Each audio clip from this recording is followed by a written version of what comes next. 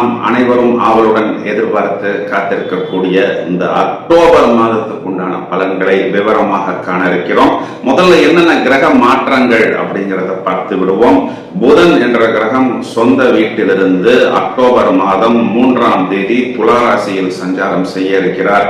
பிறகு இதே புதன் என்ற கிரகம் அக்டோபர் மாதம் 25ஆம் தேதி விருச்சிக ராசியில் சஞ்சாரம் செய்ய இருக்கிறார்.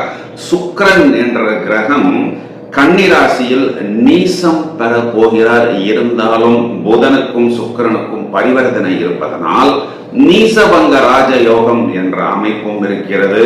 சனி வக்ரகதியில் மாதம் முழுவதுமே இருக்கிறார். ராகு கேதுவில் எந்த விதமான மாற்றமும் இல்லை.